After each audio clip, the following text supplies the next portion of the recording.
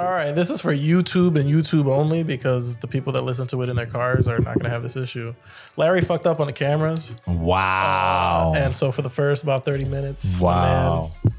Dan was not being showcased. So obviously he's here now. We switched things up. We fixed the camera issue that Larry messed up. So for YouTube, you're not going to see him for the first 30 minutes. He will get on camera. Stick around because we have some juicy stuff that we cover in this episode. And this is why you don't have friends.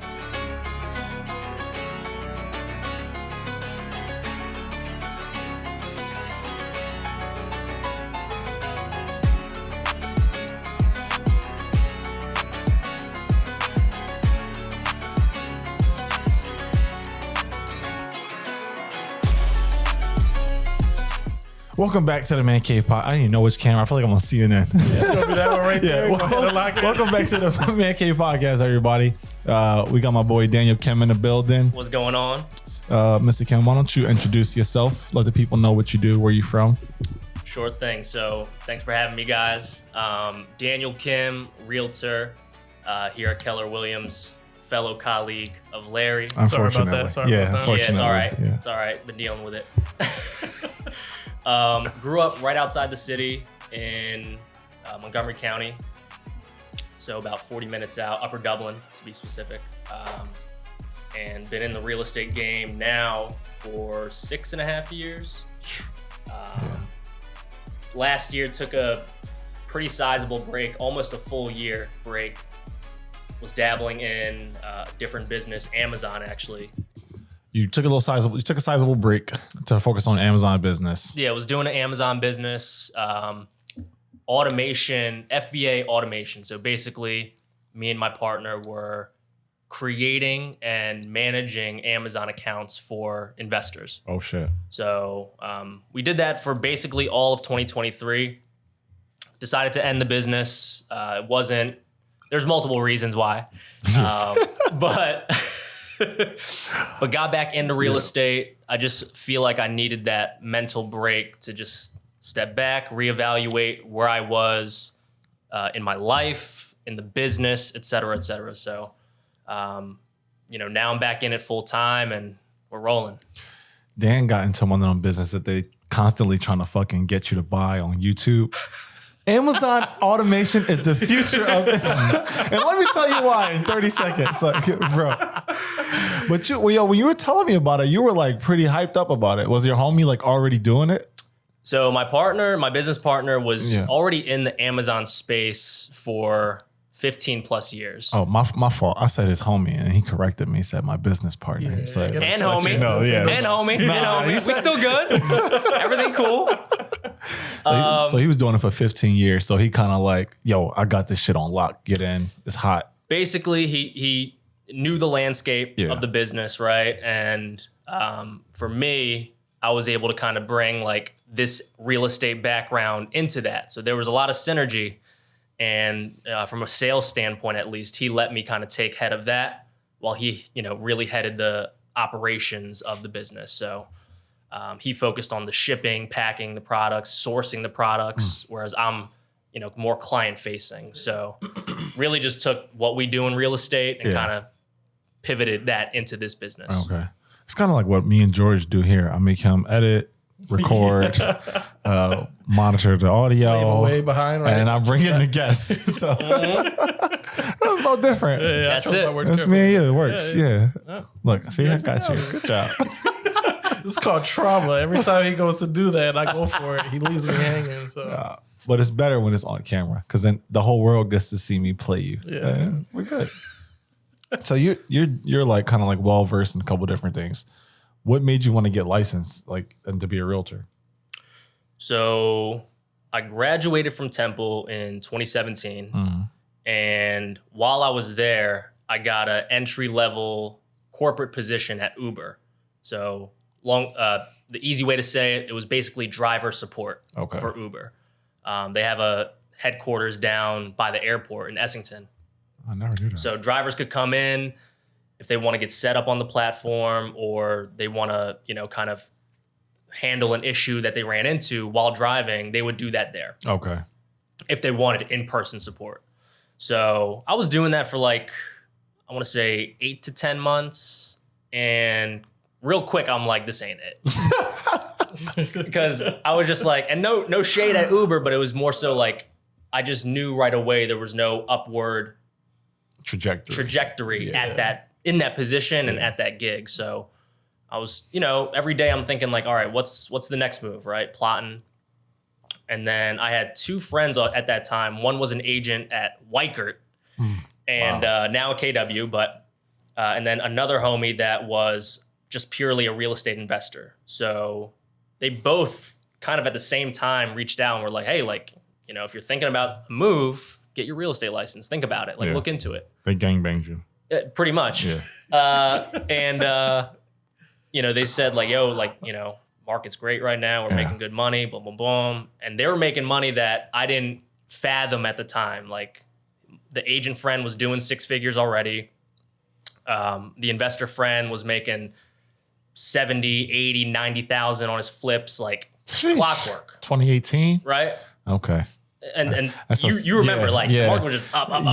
Yeah. So, and that's kind of on the low end back then. Like people were doing crazier numbers. That's a fact. I heard that and I'm like, all right, let me start studying for the classes or whatever. Started doing the coursework while I was working there and finally, went through the course to take the exam. How many times did you have to take the exam? I knew you were going to bring that up. No, but this is good. It took me 7 times to pass. What about you, Larry? 3. Yeah, I remember. I'm twice as good as he is. You know what? I'm like low key proud of that though, because I heard of so many people that were going for their license, and after the second time they failed, they just quit. Yeah, they were like, "Yo, this is frustrating. Like, I'm not doing this. It's embarrassing." That'll show you're not gonna be a good realtor. Exactly. Facts. You're not built for it. Yeah, you failed one time and you was like, I'm out. You was not gonna succeed in that field. I remember I was speaking to one of my older mentors at the time, and I was kind of giving him feedback or updates, like failed again. Yeah. And he was like, Dan, the thing you need to remember is that this exam is the least of your worries once you actually get licensed. Like you're going to realize really quick, like this is nothing. Yeah. So it seems like a big deal now, but once you get through that, like that's when it starts. Yeah. So I stayed resilient, and it's funny as hell because on those exams, you have to take like a picture, right? They take your picture. And my facial expression just got worse and worse with each exam. You take the picture before the exam, right? No, after. And it's worse because I'm getting the results and I'm like, I'm gassed. I'm just like, I'm trying to smile in it, but you could just see I'm getting madder and madder. Wait, you take the exam, give you your results, and then they say, let's take a picture? I forget. I don't remember the order exactly. That's diabolical work. I don't remember. It's nasty work. You failed. Look at the camera. regardless of the order, though, like why are they taking our picture? It's useless. I don't know. Yeah, it's no. You know what? Maybe because they don't want people filling in, right? Oh, okay. Right, taking the test. Yeah, that's a good point. So that's the main reason. Whatever. Maybe another reason too. Yeah. But I mean, you had our pictures on our driver's license, so it's not like you can come in and whatever. Man, you know how people scam. Yeah, for sure. My homie took his driver's license exam. You can do stuff on the computer. Yeah. And he had a hoodie on or something and an earphone and had somebody feeding him the answers. I'm like, bruh, if you can't pass this, you don't need to be driving. I did the permit test for my shit. Yeah. I had my phone out, texting my sister who had like the book. Yeah. Because I tried it one time, but I'm like, I'm not reading that fucking book. I know how to drive. I don't want to read it. And then I failed the first time. Of course. And then I went in again with the little phone. How'd you get it? Where did you take yours? North Philly? Yeah. Yeah, of course. They don't care. I know. Crazy. But the funniest thing is when I went to do the actual test, this kid right before me just failed, right? I get in the car. It was hot as hell. And the dude that works there, the gives the exams or whatever, yeah. He was like, yeah, he didn't fucking fail. Like, as I got in the car is what he said. He didn't fucking pass, is what he said, right? And then he tells me, he goes, look, man, just drive like a pussy for 5 minutes and drive like a man for the rest of your life. I swear to God, that's what he said. And I was like, okay, because he was like, keep your hands here, put the, Okay, that makes sense. So he was like, don't drive like you're cool, but he literally said, drive like a pussy for 5 minutes and then drive like a man for the rest of your life. I know exactly what he means. I was like, all right, I got you. That's good advice, though. Yeah, right there, I was like, I'm gonna pass this. This is my kind of guy. Speaking your language. Yeah. No, but speaking of failing, they say most realtors fail in what, their first 3 years, 5 years, something like that. What is it? What's the number? Something like that. I think it's the first 3 years. Okay. Yeah. What was your first year in the business like? So I checked it before. Okay. We did this podcast. Okay. I sold 1.397 million in volume across only 3 deals. Okay. They say most agents don't even do a deal in their first year. And it took me actually 6 months to hit my first sale. I went a whole year before I did my first transaction, bro. Yeah. Yeah. That's most people. Was that a thrill for you? You was like, I got it? Or Bro, I it was like, fucking terrified, bro. It's like, you don't realize it when you're doing it. Like, I'm sorry, not when you're doing it, but like before you put your first client under contract, it's the biggest purchase of somebody's life when they're buying a house. Yeah. Most people, right? For sure. And so you've just got this like high anxiety where you're like, bro, this is contract. I just got kicked out of college because I didn't have enough money. Actually insane that you got kicked out of college and now you're responsible for this person's biggest purchase. Because when you're buying a house, you're nervous already and you're thinking, all right, the realtor's got my back. Right. And he's over there like, I don't know if I did this fucking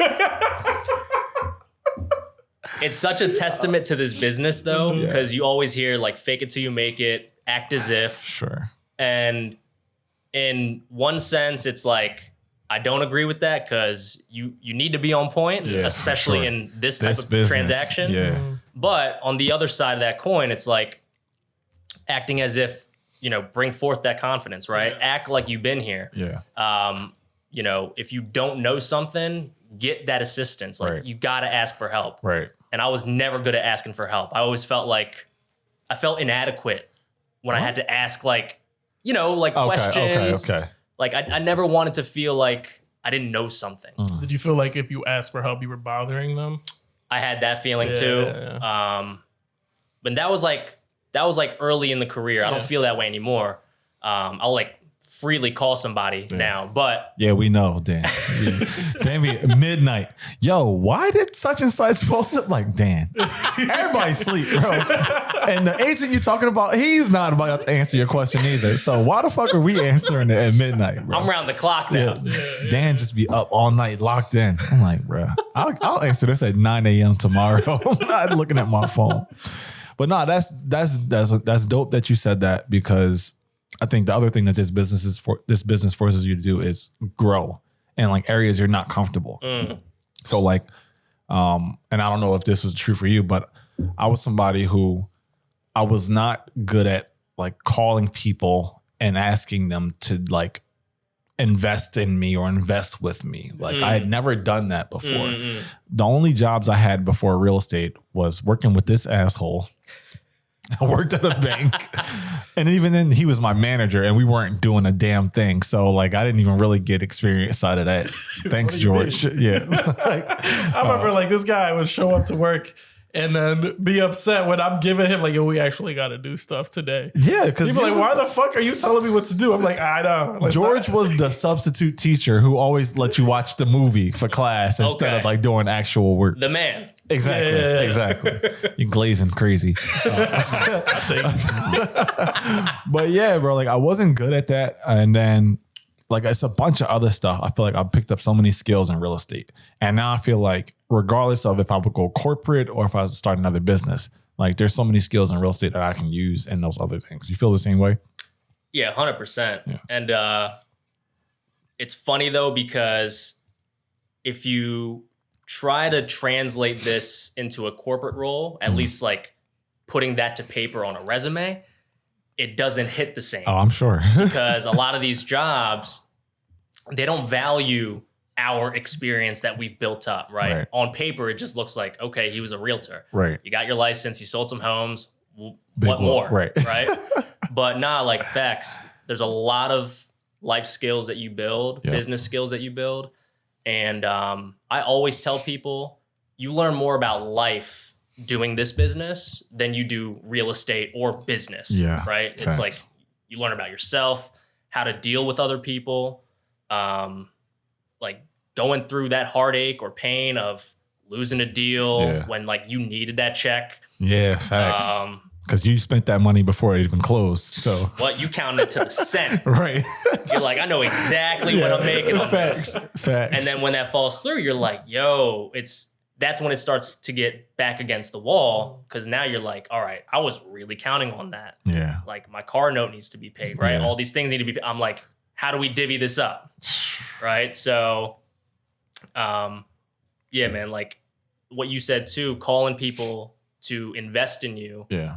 I've been watching this one podcast with a real estate investor, private equity guy. And he talks about the number one thing you need to do as a real estate investor is learn to raise money, right? Like enrolling people, right? And having them enroll in you as a business, as a brand, as a person. And like, that's what we do basically, right? We're enrolling these people to work with us, to have us represent them on the buy or sell. So it's like, it really is a powerful skill. No, facts.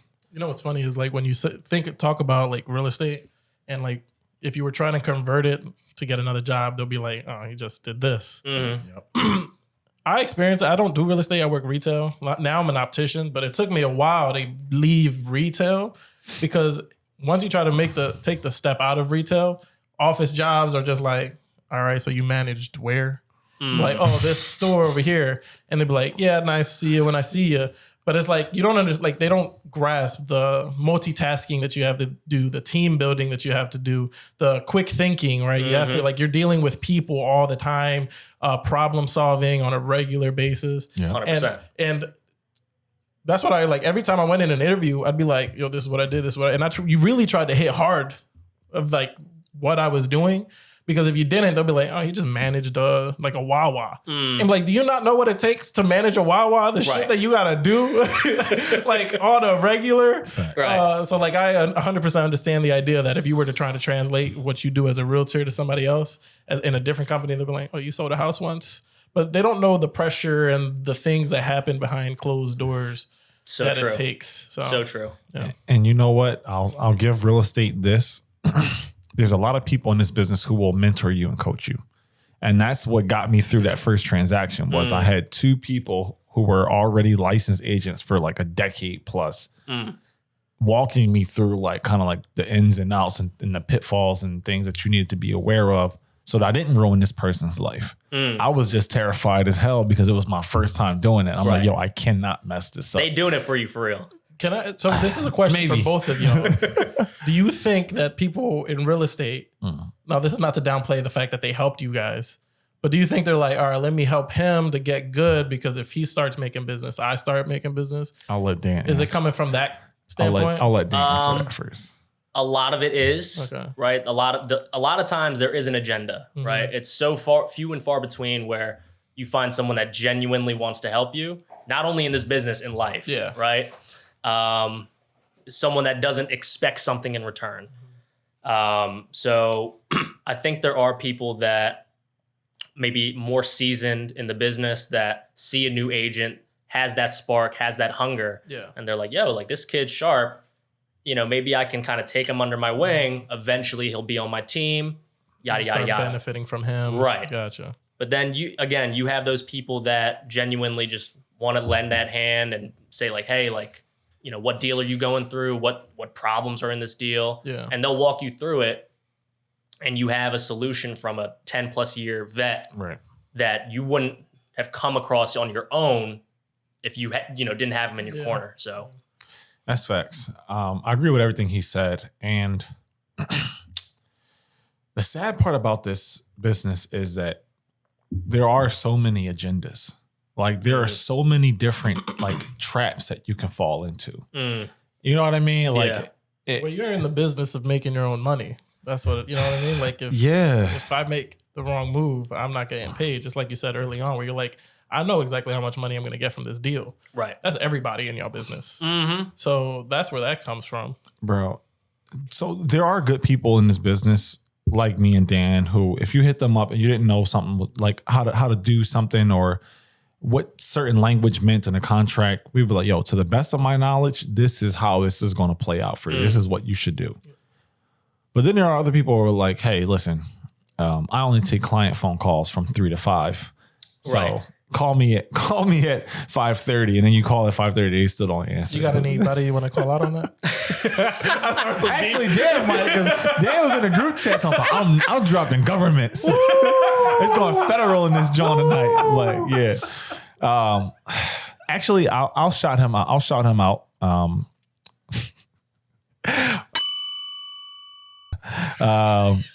Was an agent that I first talked to when I was getting licensed in Keller Williams.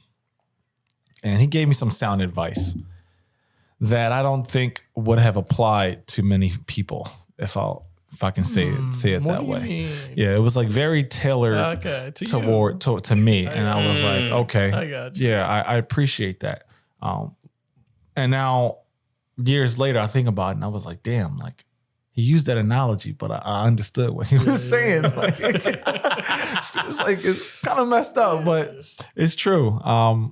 But yeah, like I think the craziest thing that I have realized in this business is that there's so many political, economical factors. Like there's so many things that affect real estate, like the business as itself. And then, like the real estate housing market. One of the things being COVID, right? Right. Like were you selling during COVID? Yes. Somebody outside looking in, I heard that market was pretty good. The selling You market. think it was good? People were paying cash. Right? Oh, yeah. No. They were offering above asking. Am I right in that? I don't know. I'm not a realtor, so I'll let Dan answer that. 1,000%. So there's two transactions. One of my best friend's dad was looking to sell his first home and then, upgrade to that air quote forever home. Mm-hmm. So it's actually in the same development. We grew up in the same development. Helped him sell it. In 16 days, we went under contract, which at the time was the highest sale in that neighborhood ever. Sheesh. Right? But it's crazy because that same property now Uh-huh. could go for, no exaggeration, 80, 90,000 more yeah. if I sold it today. That sounds about right. But on the flip side, him on the purchase found a house in Ambler, 3,500 square foot rancher, beautiful home. Only 2 offers on it. We beat him out. Also 16 days on market under contract. Bought it for $640.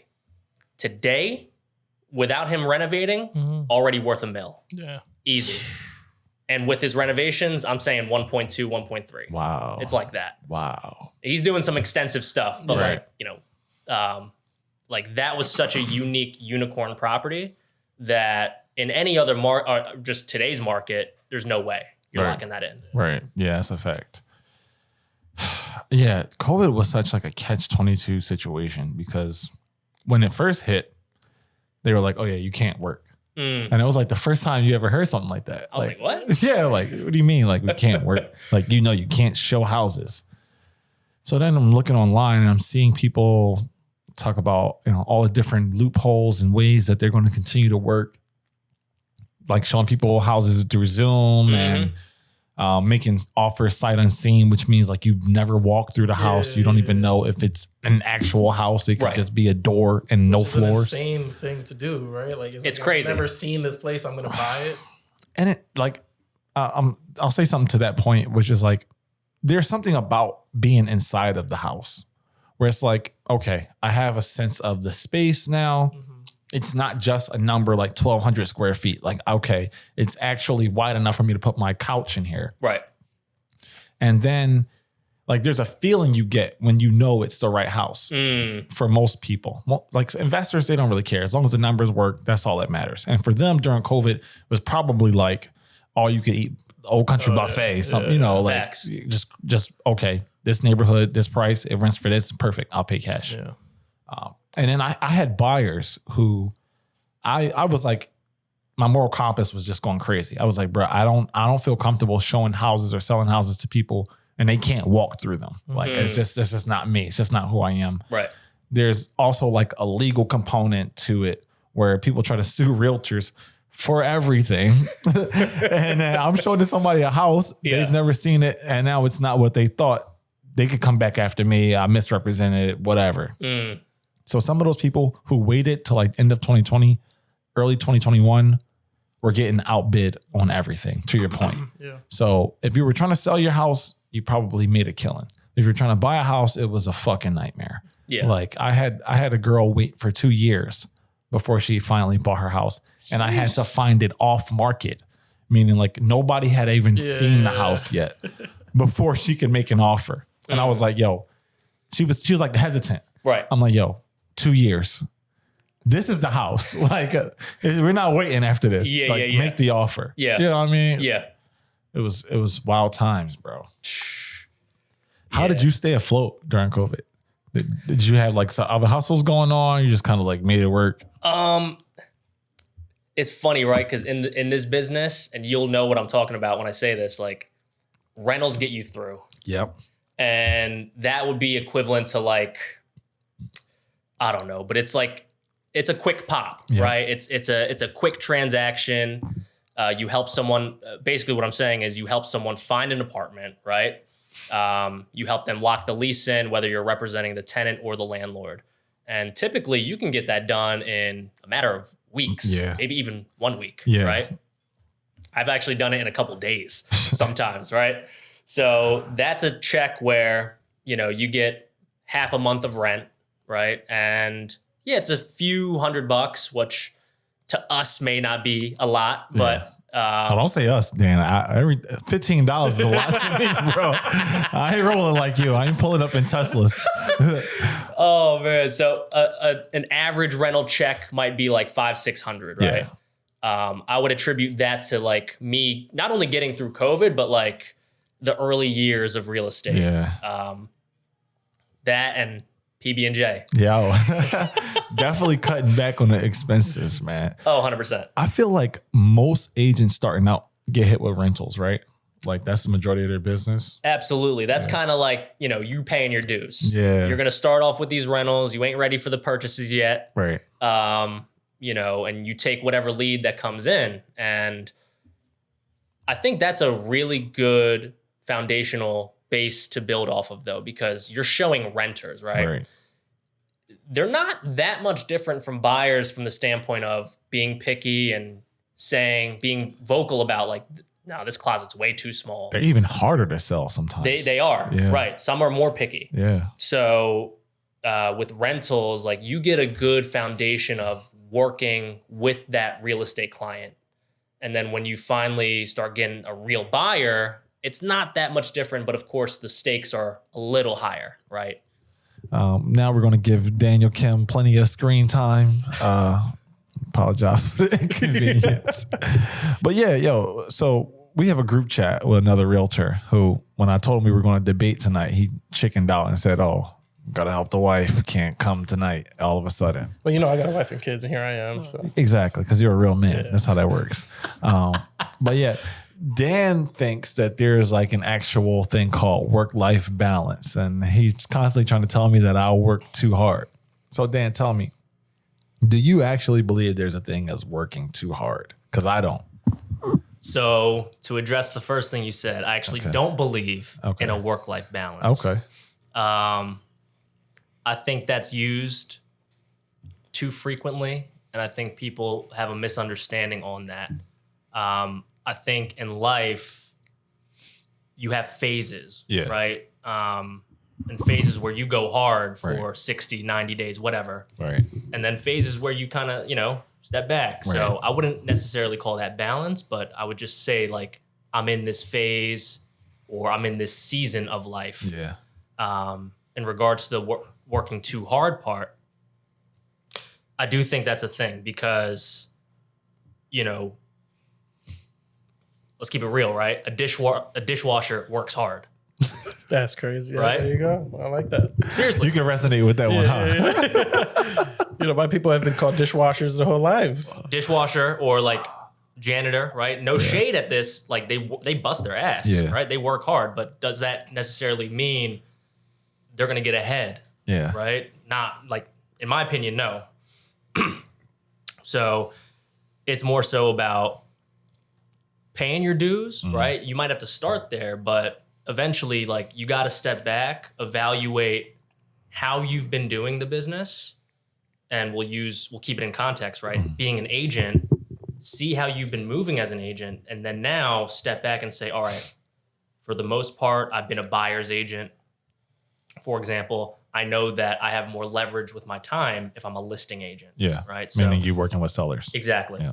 So what do I need to do in order to shift my business to be primarily a listing agent and less of a buyer's agent? Right. So that'd be a perfect example of, like, air quote, working smarter than harder. Right. What would a new agent, what would that look like for a new agent? Like, what would you tell them to do to avoid working harder instead of smarter? Like if you were going to tell them this is how you be the best version of this business, like what would you tell them to do? So I would first tell them to, it's cliche, right? Find a mentor. Yeah. And then everyone's going to say, how do I find a mentor? All right. And you can sign up for Daniel Kim's ebook for $15,000. Hit me in the DM, $4.97 a month. Look.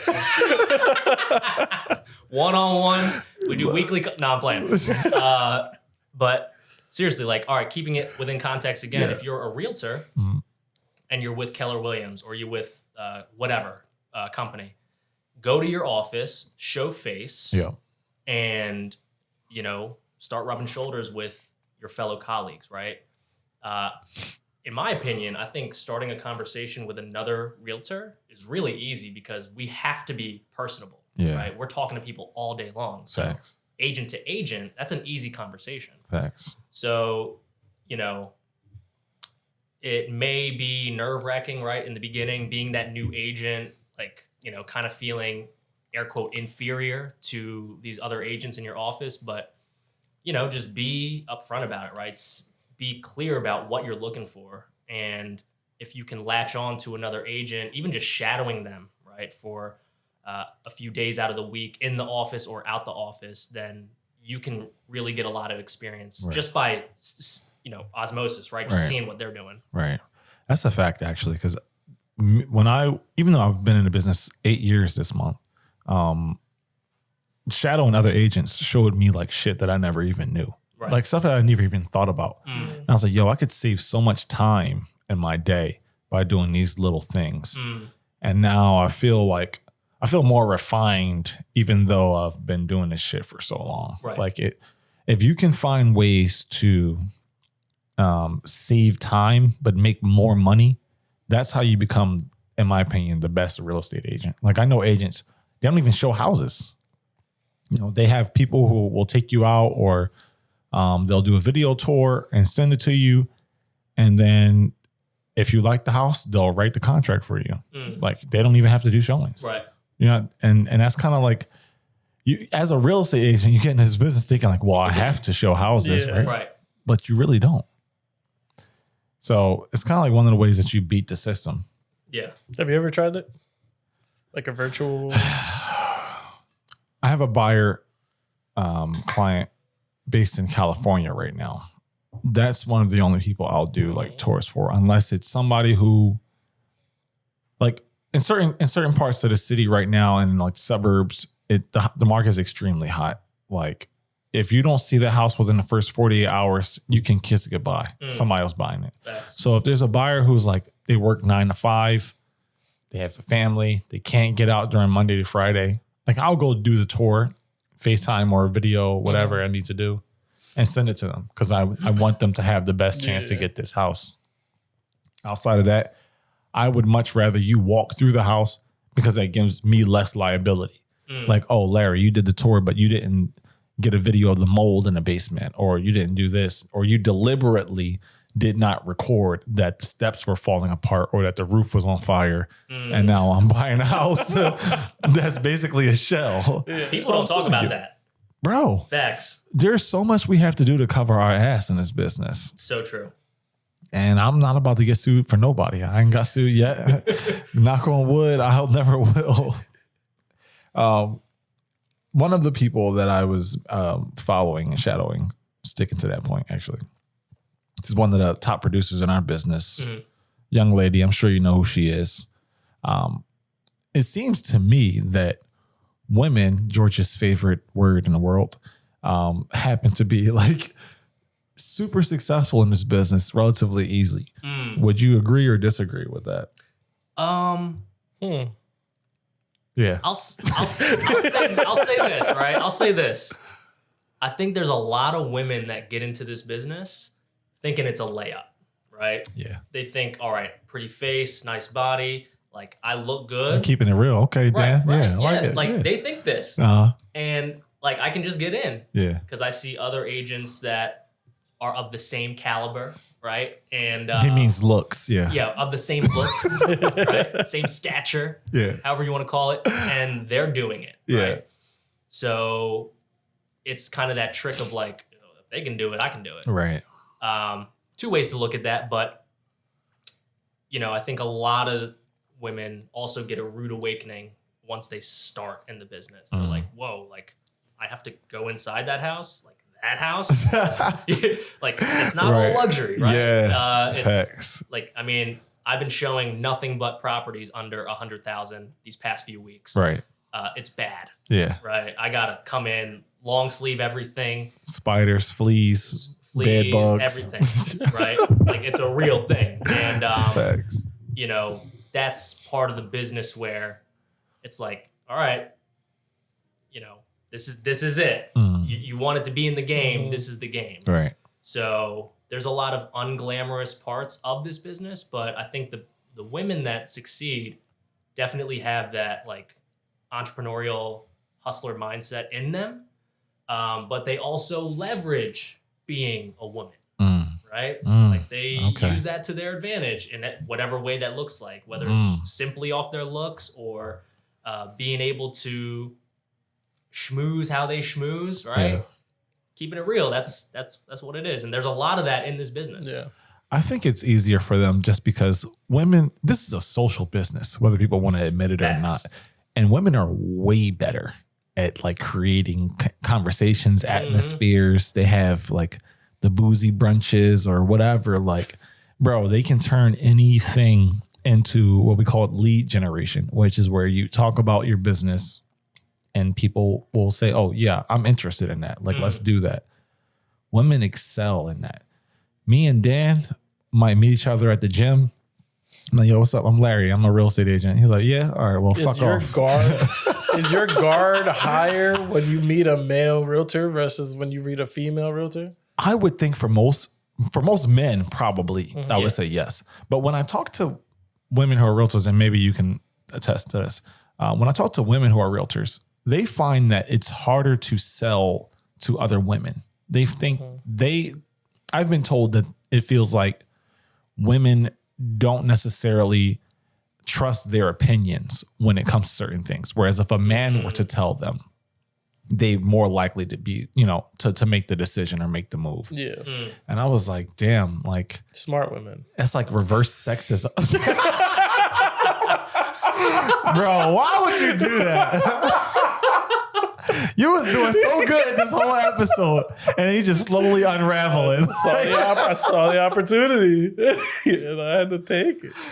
Oh, George. Reverse sexism. Oh, damn, George. Oh, man.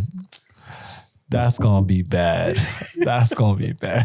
Leave it in. Yeah. Leave it in. Yeah. Ain't no editing on that, Joe. No. But yeah, like it's like reverse sexism almost. Like women are like looking at other women like, yeah, I think a guy would know better than you. And I was like, that's kind of crazy because literally they talk about in social spaces that men are constantly trying to take advantage of women. But now you're saying that you think a man would help you make a better financial decision when actually stats show that women make better financial advisors. And maybe it's because they're less risk adverse and are more likely to steer you into like safer options and things like that in stocks. But I don't know. It could be. Yeah, it's crazy. But I was thinking about it, and I forget what I was searching. I think I was on Compass's website, right? Oh, here we go. Right, and former brokerage, right? But I was just browsing, kind of like looking at who's within that office, right? Mm-hmm. And it's mostly women. But I also noticed, like, in this business, it is kind of women dominated. If we're talking about the real numbers. estate brokerage. Okay. Right? There's a lot of women. Yeah. I'd say there's way more women agents than male agents. Yeah. But it's something where it's not so obvious, but if you kind of like peel back the layers and you really analyze it, you're like, whoa, like this is a pretty women dominated I agree. Business. I agree. I don't know what that's about. Maybe it's what we just said. Maybe it's just like, it gives them a chance to rub elbows and go to happy hour and make new clients and friends, which men are not looking to do. But bro, I'm telling you, like, they're everywhere. Well, how do you guys feel? Like, Larry and I attempted, we're not going to say names. What? Reached out to a female realtor, be like, hey, you kind of want to come on. And it seems like her real estate life on social media is nothing like her actual career in real estate. It's like here she's super successful on social media. She's the realtor. Like, you got to get in contact. Yeah. And her social media presence is very high. But in comparison to the numbers she actually does, it doesn't match up with what's going on social media. So when you guys see something like that, well, what do you feel? You're like, all right, so she's faking it or he's faking it, because it's not just a female thing that does that, but there's people who obviously try to glamorize being a realtor on social media. 100%. And then they don't actually do the work of being a realtor. Fun. Huh? Yeah. Excellent question. It is crazy because in this business, I was talking to my client about this too. And we were done our property tours for the day. And we were just talking about how this business is so funny because you can be whoever you want. Yeah. You want to be a developer? Bet. You want to be a luxury agent? Cool. You want to be, a top lender? Yeah. Great. Right? It's like you can really choose and kind of mold yourself, at least your profile, digital profile, however you want. Right. So a lot of people don't know this, but as a real estate agent, you can show really pretty much any house you want. Right? Without restriction.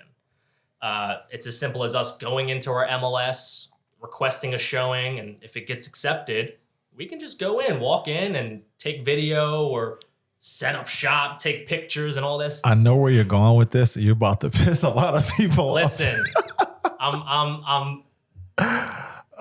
it needs to be revealed. All right. It needs to be exposed. So anyway, agents can show any property. All right. And what the consumers don't know is that it's not always their listing. I did not know this. Okay. So, you might see the IG reel of, this is what 5 million gets you in Philadelphia, right?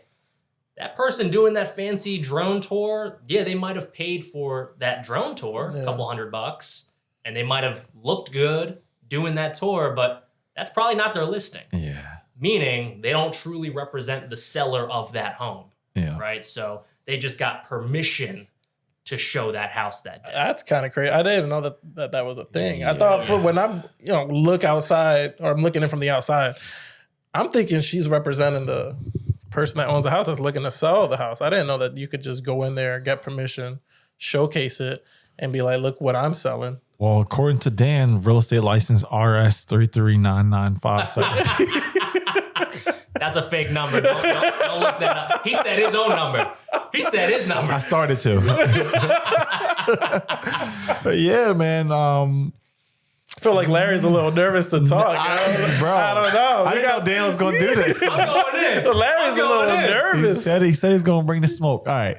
So yes, you're right. 100%. Some people will show properties that's not their listing. However, there's nothing wrong with that because, in my opinion, you're marketing your marketing skills, essentially. Like you're putting your marketing skills on display.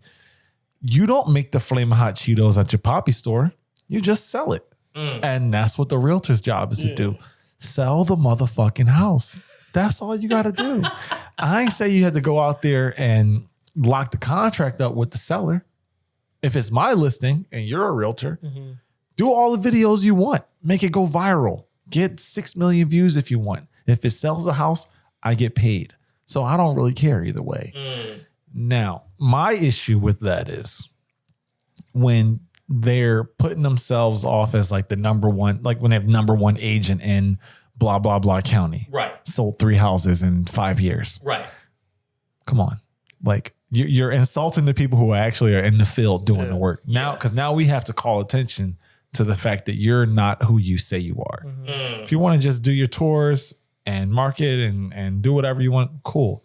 Don't start adding labels to your stuff because now you're a fraud. Yeah. Right. No, big facts. That's I immediately think of people with like a C300 Mercedes and they threw that AMG badge on there. They threw the AMG badge? Oh, no. Yo, the thing is, what's so ironic about that is that true car enthusiasts know 1,000% right off the bat that's not a real damn badge. AMG. And it's not just the badge. You can tell from all the other features of the car. So it's like you're fronting for the wrong crowd. Right. Right? So it's like, like when people have the top number one agent in LA or Philly or whatever, it's like, all right, well, the people that have time today, they're going to research that. Just out of curiosity. Like, all right, well, what numbers are they doing? So. Speaking of pump faking, I'll never forget, I had a client and I knew they weren't the right client for the reasons why they remembered me. Okay. My car had broke down. I was driving like, what was it? Like at the time, I think like an Impala, like a 2004. But I had to show this house. So I'm like, Mom, I need to borrow your car. I need to borrow your car. I'll bring it right back. I'm just doing a showing. My mom's driving a black Porsche Cayenne. Totally different from an Impala. I pull up to the showing and they're like, wow, that's a nice car.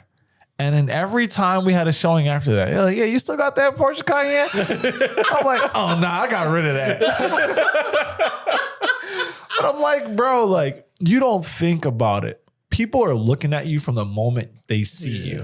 Like they're analyzing everything about you. Am I going to spend money with this person who's wearing Crocs? Or am I going to spend money with the person wearing the Nike High Dunks that's gray, white, and black? You know what I mean? Like, which one am I going with? You know, you feel me, Dan? Yo, like, 1,000%. He don't even realize he wearing the Crocs. Listen, the camera ain't showing. It's all time. he on a Zoom video right now. I ain't got pants on.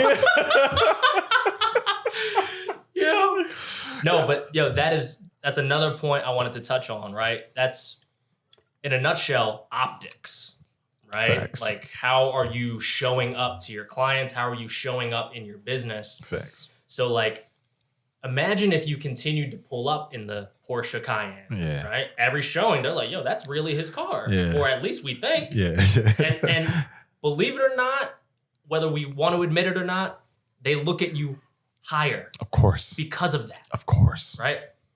So I'll share this story too. When I first got into the business, I had no business buying this car. But I bought a Lexus GS 350. Oh. Right, that I had the black one. That was like a 99 though. Yeah, mine was a 2013. It was an F Sport. Beautiful, right? Nice car, Dan. Yeah, it's a nice car. And but I bought that intentionally because I'm like, yo, I know that this business is so image oriented. Yeah. I was like, that's gonna help me in my business. At least so, I thought, right? Yeah. And it did though. It really did. Like people see it, they're like, yo, that's a nice car. Yeah. They equate that to success, right? And then, again, like it's the optics of it. It kind of makes them feel more comfortable. Right. Especially if they're also making good money, then it's like, all right, well, It's a good peer. taste in cars. Like, Right. Exactly. This is a peer. Yeah. So, I bought it maybe for the wrong reasons, but at the end, at the end of the day, I don't regret the purchase. I had fun with it, right? And it did bring more business, which is crazy. Yeah, fun with it. Hilarious. George had a question though. What is that you sent me? You were saying like, how long was the longest time you've had to work with a client or something like that? Because you were talking about how realtors will work with buyers for like years, months, whatever, and then they'll ghost you. Man, I got this nightmare client. So he probably isn't the worst, but buyer-wise, it sticks out. Okay. So I was working with him for what felt like a year and a half. In realtor years, that's like, bruh. That's like a decade. 5, 10, yeah, right? It's a decade. You're doing a bid. For real. Locked in. Locked in. No lie, I probably showed 50 to 60 houses to him, which again, that's a lot of houses. Oh my God. Mind you, on the weekends, we might fit in 5 or 6 per day. Wow. That's on a good day, right? And for context, for people who are not familiar, on average, it takes about 6 homes before somebody makes an offer to buy one. So you did 60? Yeah. Crazy. Maybe more. Crazy. Right? And it's funny too, because I would say towards the tail end of that, I felt like I had this feeling of like, is this guy just wanting to see homes? Yes. Young cat too, right? Like, him and his brother, and they would even bring their whole family. And Fucking I'm like, window shopping. window shopping real estate. It's crazy. Crazy. And that's a real thing. Yeah. And I'm like, we would see the house, and then he's just like, acting real cool walking through it. I'm like, dude, are you even interested in this? Like, I'm asking you questions, like, and I know your criteria, but like, you push me to show you this when it's so far out of your criteria. Like, something's not adding up here, right? We finally go under contract. Finally. I'm surprised. Okay. Shit. This is a nice property, like Fishtown. Okay. Border of Fishtown. Beautiful home, maybe only 6 years old, right? Still had the 4 left on the tax abatement. Oh. Right? Still good. Okay. Right. And then I want to say 2 weeks before closing, right? We're doing the reply to inspection. And there was like this small leak in the back. But it was really coming from the other neighbor. Okay. Right? Their backyard kind of sloped. So it just leaked into the backyard. Okay. There wasn't a leak from this house. Right. It was just water coming in. Right. And the inspector was like, hey, that's not a big deal. We sourced it. It's from the other property. Like, it's not from here. Yeah. And the buyer flipped out on me. He's like, that wasn't in the seller's disclosure. Like, I feel like the sellers are being, real sketchy. Like, I kind of feel like you're hiding stuff. And I'm like, dude, what are you talking about, bro? I'm like, we have closing in 2 weeks. Right. This is a great house, objectively. Right. This is a great house for you. First home. Dude was younger than me at the time, right? Fresh out of college. Oh my God. And he's like, I feel like, the seller's being just mad sketchy with it. Like, we're walking away. And I'm like, I forget what I said. I was unfiltered at that time. But I forget what I said. I was like, I basically said, you blacked out, basically. I crashed out. Crashed out.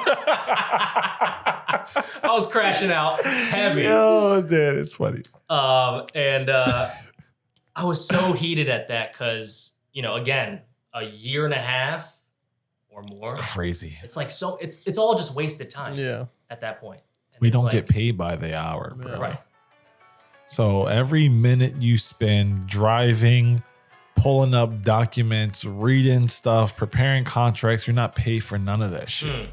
And then you get in here a year and a half and this dude is tripping about a leak that's not even coming from the house. So it's like, maybe like in the grand scheme of things, as a first time buyer, you see that, you get nervous. But if the inspector is even telling you, hey, listen, this is not a big deal. Right. Fix the fucking problem and buy the house and move on, bro. Right. You deal with it later. Wow. It's crazy. No, facts. Bill, man, Dan, I gotta say, I appreciate you coming on the podcast, man. Absolutely. Thanks for having me. Sorry we had to blur you out for the first 30 minutes of the show. Yeah. George will get doctor's pay for that. So. I was gonna do like a quick intro Sure. to like disclose that. Of course. You want to do it? Nah, you got it.